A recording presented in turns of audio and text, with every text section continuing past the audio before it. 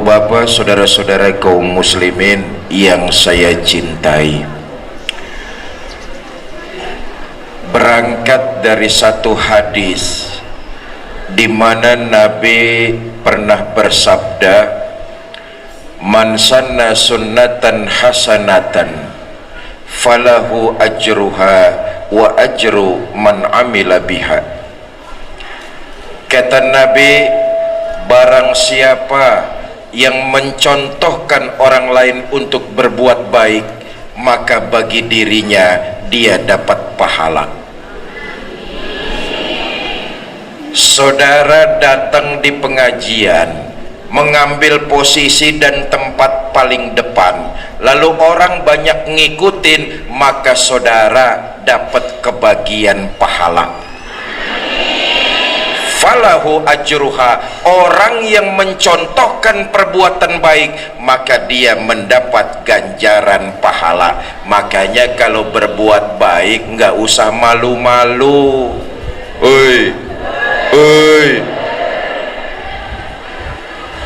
Orang yang mencontohkan untuk orang lain berbuat baik maka dia mendapat ganjaran pahala. Orang yang mengerjakan perbuatan baik tersebut bagi dirinya dapat pahala, bagi yang mencontohkannya juga dapat pahala. Tuh enaknya tuh. Orang yang mengerjakan perbuatan baik dapat pahala, pantas dia pelakunya. Betul apa tidak? Tapi kenapa orang yang nyontoin masih dapat pahala? Iya, karena yang nyontoin dia sebagai sponsor kebaikan. Maka orang yang mengerjakan kebaikan dapat pahala, yang nyontoin perbuatan baik juga dapat pahala. Yuk, mulai saat ini kita jadi sponsor kebaikan. Tapi sebaliknya, kata baginda Nabi, man sanna sunnatan, apalagi Pak? Oh,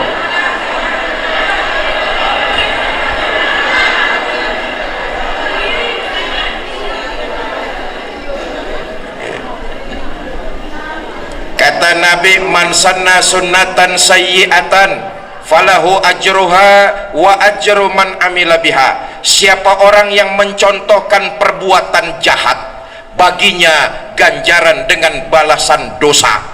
Siapa orang yang mengerjakan kejahatan, orang yang mengerjakan kejahatan dapat dosa, yang menyontohkan perbuatan jahat ikut kebagian dosanya. Kenapa yang nyontoin kebagian dosanya? Karena jadi sponsor kejahatan. Na'udzubillah min.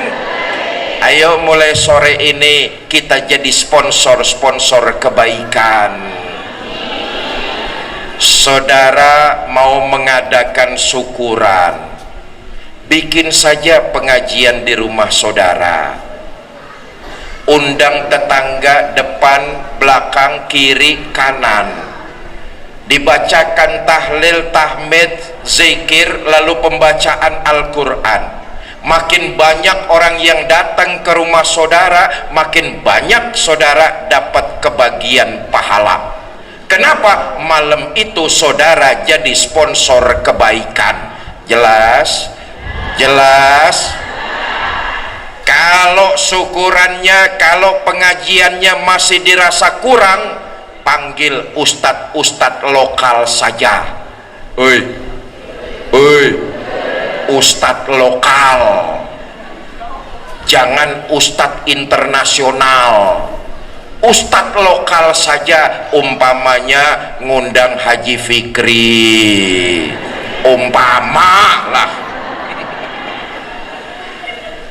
Makin banyak orang yang datang ke tempat syukuran saudara, makin banyak pahala yang mengalir kepada diri saudara. Kenapa? Malam itu saudara jadi sponsor kebaikan. Tapi kalau saudara bikin syukuran, nanggep orkes. Orkes apa di sini bahasanya orkes? Hah? Timong, cimong. Oh, kecimong. Saudara, ini ikhtilaf, bukan soal orkesnya. Saya ulangi ini, bukan soal orkesnya, tapi bisakah saudara bertanggung jawab hari itu? Begitu orkes mulai main, terjadi berbagai macam kejahatan. Ada perjudian, ada mabuk-mabukan, ada pelecehan dan perzinahan, bahkan ada pembunuhan. Pelakunya mendapat dosa, saudara juga kebagian dosanya. Kenapa? Saat itu saudara jadi sponsor kejahatan. Jelas ini? Jelas ini? Contoh lain, saudara menggunakan kendaraan sepeda motor, sampai di perempatan persimpangan jalan lampu merah, mestinya saudara berhenti. Betul apa tidak? Lampu masih menyala merah, saudara lolos, saudara bablas. Ada orang yang ngikutin di belakang saudara, lolos juga, bablas juga. Yang ngikutin dapat dosa, saudara kebagian dosanya juga. Kenapa? Saat itu saudara jadi sponsor kesalahan. Jelas? Jelas?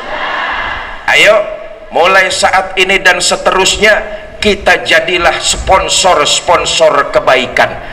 Karena sponsor kebaikan manfaatnya buat diri kita sendiri. Kalau kita mencontohkan orang lain berbuat baik, kita dapat pahala. Orang yang mengerjakan perbuatan itu dapat pahala. Saya katakan tadi sekali lagi, jangan pernah malu untuk berbuat dan jadi contoh kebaikan. Agama mengajarkan sedekah sembunyi-sembunyi baik. Betul apa tidak? Sedekah terang-terangan juga baik. Betul apa tidak? Yang tidak baik, yang sudah enggak sedekah tapi ngomongin orang. Nah, ini dia nih. Jelas? Umpama saudara maju ikut sedekah, lalu orang lain ada yang mengikuti tindakan saudara, maka orang tersebut dapat pahala, saudara juga kebagian pahalanya. Kenapa? Saudara jadi contoh, jadi sponsor kebaikan. Jelas sampai sini? Iya. Deh, bawa dulu ke sini minumnya deh. Dah, habis ini nggak usah ada air dan makanan lagi ya. Kalau ada makanan mundar-mandir, ceramah saya kalah sama makanan soalnya. Bapak Ibu saudara-saudara, jadi saya katakan jangan pernah malu dalam berbuat kebaikan. Kalau memang harus sembunyi-sembunyi, sedekah sembunyikan. Kalau memang harus terang-terangan, jadilah pelopor agar orang lain mengikuti kebaikan kita. Orang yang mengerjakan dapat pahala, kita juga kebagian pahalanya. Sebab itu kita jadi pelopor sedekah. Jelas? Jelas? Saudara, luar biasa keutamaan sedekah ini. Makanya kita jangan malu-malu. Mau sembunyi silakan, lihat situasi dan kondisi saja. Mau terang-terangan juga monggo, kita tetap kebagian pahala dan keutamaannya luar biasa. Pahala sedekah yang kita lakukan, kalau kita niatkan pahalanya kita kirim buat keluarga yang sudah meninggal, itu akan sampai kepada mereka. Saudara, semua kita anak dari ibu dan bapak kita, betul apa tidak? Kalau mereka masih hidup, teruslah berbakti kepada keduanya. Tapi kalau mereka sudah tidak ada, kirimkan doa dan khusus pahala sedekah yang kita lakukan di alam dunia. Hakul yakin akan sampai kepada mereka. Kata Nabi kan begitu tuh, orang yang sudah meninggal berkalang di dalam tanah, di alam kubur, mereka itu seperti orang yang tenggelam. Orang tenggelam itu perlu pertolongan dari siapa? Dari kita, anak keturunannya yang masih hidup di alam dunia. Dengan apa? Kirimkan doa dan pahala sedekah yang kita lakukan di alam dunia. Enggak usah malu-malu untuk sedekah. Niatkan pahalanya, kirim buat keluarga tercinta yang sudah meninggal dunia. Mereka akan senang luar biasa menerima pahala yang kita kirimkan dari alam dunia, khususnya pahala sedekah. Dan boleh jadi pahala sedekah yang kita lakukan di alam dunia jadi wasilah terbukanya pintu rahmat Allah. Mereka keluarga kita, Allah jadikan kuburnya rodhoh min riyadil jannah. Keterlaluan, kelewatan, kebangetan. Punya orang tua sudah meninggal dunia, nggak pernah kirimin doa, apalagi pahala sedekah yang dia lakukan. Kebangetan. Ada orang sembahyang peraya yang kayak begitu? Ada? Orang sini yang kayak begitu ada apa enggak? Yang mana orangnya?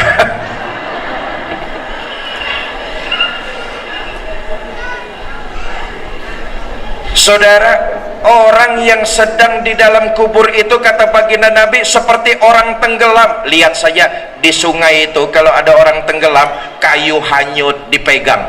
Betul apa tidak? Ember hanyut dipegang. Bahkan rumput pun dia pegang. Dia sangka rumput dapat menyelamatkan dirinya, padahal rumput nggak kuat nahan bobot bebannya. Tapi karena ingin selamat, rumput dipegang juga, tercerabut. Saudara, kitalah anak keturunannya, lewat amalan sedekah, pahala itu kirim kepada mereka tanpa mengurangi pahala kita sendiri sebagai pelakunya. Membuka rahmat, jadi wasilah, mudah-mudahan kubur mereka Allah jadikan rodhoh min riyadil jannah. Ada satu riwayat, Bapak Ibu saudara-saudara, pahala sedekah yang kita kirim akan sampai kepada mereka dan mereka senangnya luar biasa. Disadur dalam kitab As'adur Rafiq, sarah dari kitab Sulamut Taufik, disebutkan dahulu ada seorang ibu ditinggal mati anak gadis semata wayangnya. Karena punya anak gadis cuma semata wayang, ini ibu tiap hari terbayang, malam terkenang, makan tak enak, tidur tak nyenyak. Maklum, punya anak semata wayang, gadis meninggal. Satu hari ibu ini datang ke seorang ulama besar, Imam Hasan Al-Basri. Tuan Imam, saya punya anak gadis semata wayang, belum lama anak saya meninggal, saya kangen pengen ketemu Tuan Imam, berikan saya amalan, apa yang harus saya lakukan? Kata Imam Hasan Al-Basri, ibu nanti malam selesai sholat isya, sholat sunnah 4 rakaat, lalu iringi pembacaan sholawat sampai ibu tertidur pulas. Dikerjakan amalan ini. Si ibu sholat sunnah, habis itu baca sholawat sampai dia tertidur pulas. Allah takdirkan dalam tidur si ibu ini mimpi ketemu dengan anak gadis semata wayangnya. Rindu yang beberapa hari menggebu terjawab sudah, terbayar sudah. Si ibu mimpi ketemu sama anak gadisnya, tapi sayang, untung tak dapat diraih, malang tak dapat ditolak. Dalam mimpi si ibu melihat jelas anak gadisnya sedang disiksa di dalam kuburnya.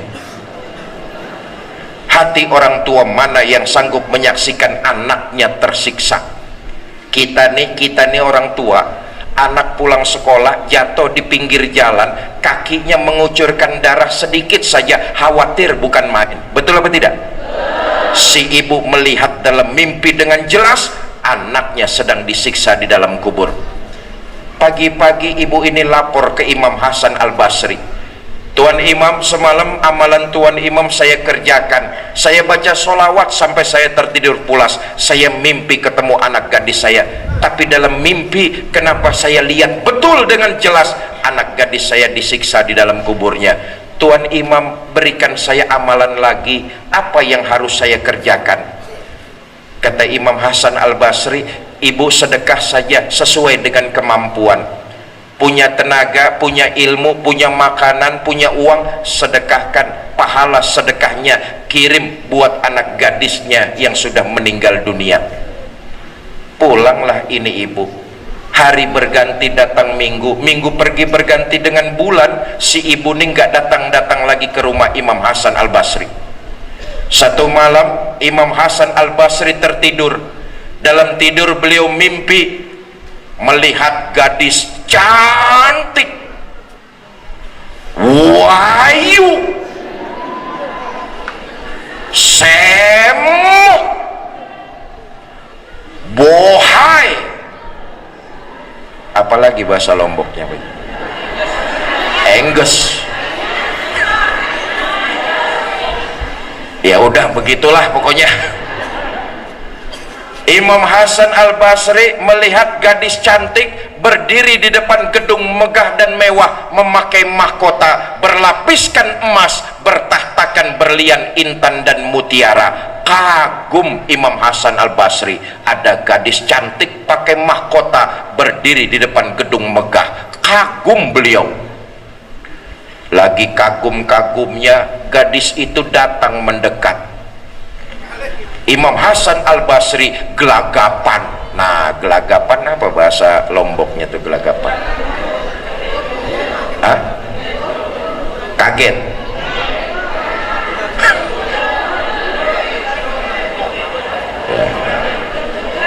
Gugup. Gugup lah, gugup. Ya. Ahlan wa sahlan Tuan Guru. Sini Tuan Guru.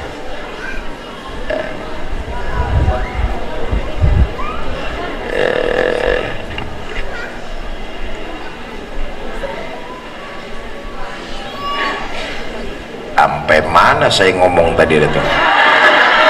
Gugup, gugup.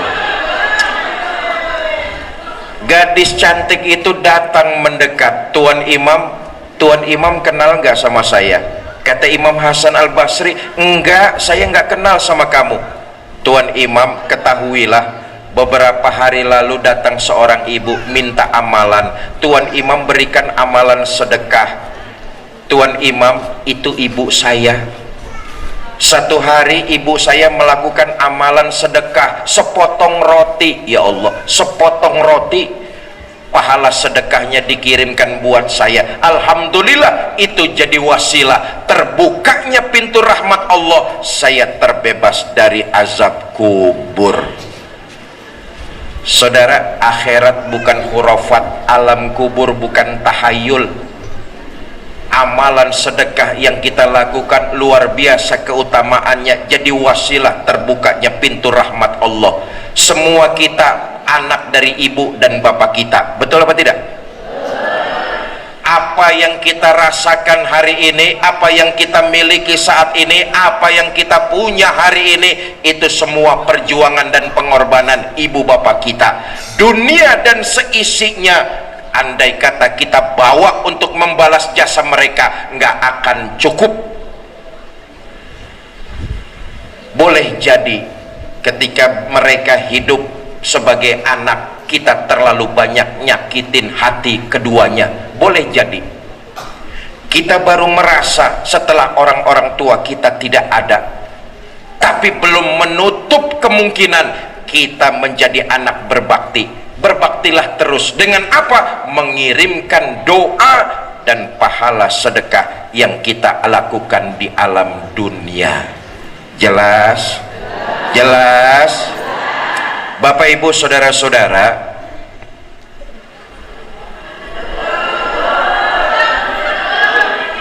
iya, saya cuman ngelihat jam doang lah.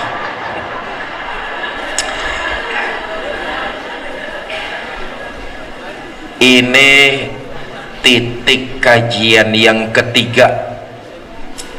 Nanti malam ba'da Isya masih ada satu lagi.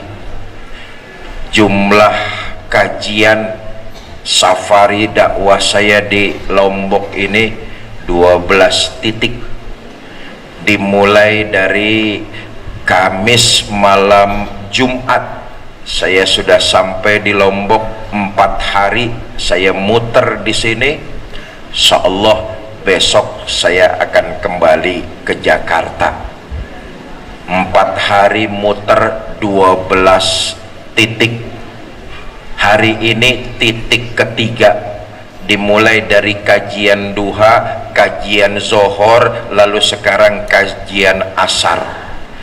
Begitu saya mukodimah dengan membuka salam, jamaah tadi bilang diri, diri, diri. Oi, oi. Saya nih dari pagi ngomong melulu. Oh saudara, nih ya begini nih, saya kasih tahu nih, pengajar, tuan guru, mubalik, ustadz, itu profesi, itu pekerjaan paling capek. Ini kerjaan kayak begini paling capek nih Pak nih. Saya kasih tahu, saya saja sudah 3 titik, nanti malam 4 titik. Ini kerjaan paling capek nih. Ngajar itu kerjaan paling capek. Coba lihat, dari tadi tangan saya bergerak-gerak. Betul apa tidak? Mulut ngomong, otak muter. Habis ini ngomong apa, setelah itu ngomong apa, terus ngomong apa lagi. Saudara mah enak, sambil duduk mulutnya mangap terus.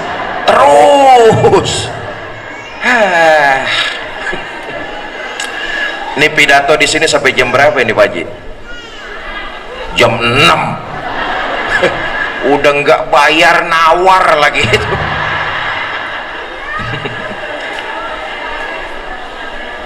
Bapak Ibu, saudara-saudara kaum muslimin yang saya cintai. Nah, pertama saya titip pesan mulai saat ini dan seterusnya. Ayo kita jalankan hadis baginda kita Nabi Muhammad sallallahu alaihi wasallam. Jadilah kita sponsor-sponsor kebaikan. Saudara-saudara mau jadi sponsor kebaikan? Yang jawab 30 orang. Ibu bapak mau jadi sponsor kebaikan? Saya ajak tes cash bersama saya sore ini. Ibu bapak mau sama-sama dengan saya ikut sedekah? Bawa uang berapa? 5.000. Masuk kebun binatang saja tiketnya 15.000. Itu lihat monyet, masa lihat Fikri Zainuddin MZ 5.000. Mahalan monyet ketimbang saya itu. Orang sempayang peraya mah insya Allah agamanya hebat. Taulah yang namanya sedekah tuh yang penting kan ikhlasnya. Betul apa tidak? Sebab amalan sedekah kita selain pahalanya kita kirim buat almarhum dan almarhumah, pahala sedekah kita jadi lentera di alam kubur kita. Ya Allah, ini semuanya nih calon-calon penghuni kuburan. Amin, amin.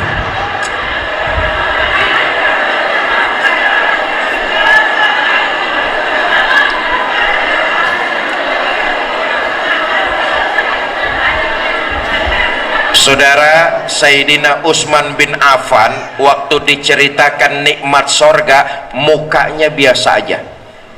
Waktu diceritain betapa luar biasa azabnya neraka, mukanya biasa aja.